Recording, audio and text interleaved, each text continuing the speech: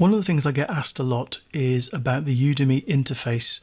If you're struggling with the Udemy interface, this lecture is there to show you how to access your course, how to navigate through the lectures, and what the Udemy interface allows you to do.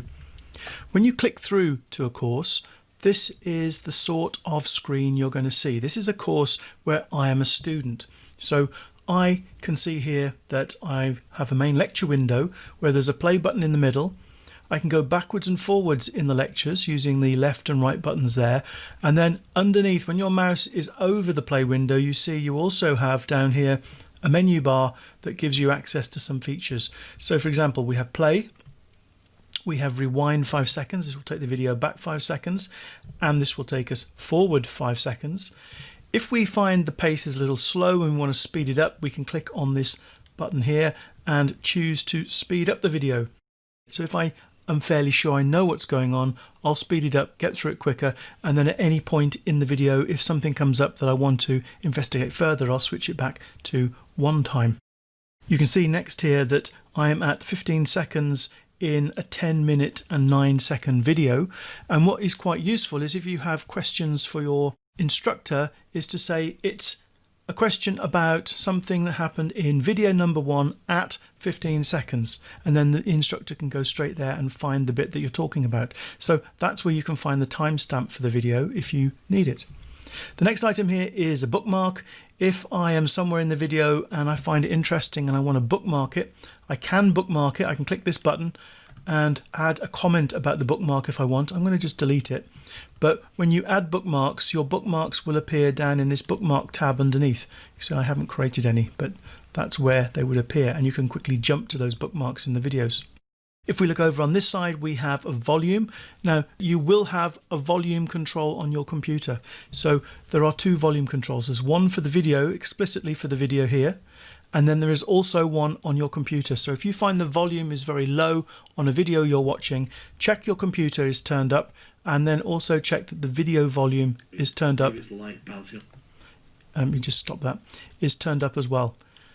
It's quite often best just to have it on maximum here, and then you can adjust the volume on your computer to the volume that you require. The next item here is a transcript. If you click that and a transcript is available, then you'll see the transcript has replaced the lectures or the list of lectures over on the right. I can click it again to remove it, and I'm back to the list of lectures. If there are closed captions for the videos, and Udemy tend to generate these automatically, you can click on the closed caption button and choose the language that you want, and you can see now there's closed captions on the videos. Closed captions are auto-generated, so they will usually include a lot of errors. Instructors can go through and can fix these errors, but it is a big time-consuming job for a course, so most instructors don't bother. The cog here is important because if you're finding playback is a little bit jumpy or things are not working as well as they should, then you can change the resolution of the videos. The lower the number, the lower the resolution, but you can see here I've got it set on auto, and this detects your internet connection. If the internet connection is fast enough, you'll see the video in 1080p or 720p. And if you find that the internet connection drops a little bit or you're not seeing the video smoothly, you can move down to 480p or even less. We've got an autoplay button here. This means that when you go to the next lecture, it will autoplay or not, depending on that setting. And if the option is there to download lectures, then you'll be able to download it here as well. Most lecturers will not allow you to download lectures because it just means that it makes it easier for people who download and then give the course away for free or even sell it for themselves on other websites. So quite often the download lecture will be grayed out and unavailable. And then you've also got options here to report technical issues or report abuse. If you're having continual problems with lectures and they're not playing smoothly, then the instructors really can't do anything about it. What you need to do is you need to talk to Udemy support, and there you can click on report technical issue and Udemy support will help you out. So that is the menu bar underneath here. Underneath this main lecture window, you can see we have overview, and this is just an overview of the course. We have Q&A, and this is where you can ask questions of your lecturer. So we can see here that we can actually search for previous Q&As. These are Q&As from other students. These are questions and answers from other students. You can search for something specifically, or you can look for Q&As only on the current lecture. So I've selected current lecture, and these are questions and answers about the current lecture for this course. You can also sort by the most recent, the most upvoted. You can search by recommended, and you can also filter questions. The next option here, bookmarks, we've already seen. That will just list the bookmarks that you place within your videos. On the announcement tabs, you'll see announcements that have been made by the instructor. This is an announcement to keep you updated with things in the course. You can see here that Simon, the instructor of this course, says Affinity Photo course updated to cover 1.7 release. So he sent out an announcement to his students to say, look, there's a new version of Affinity Photo. The course has been updated to cover that version, and you can see that students have even replied.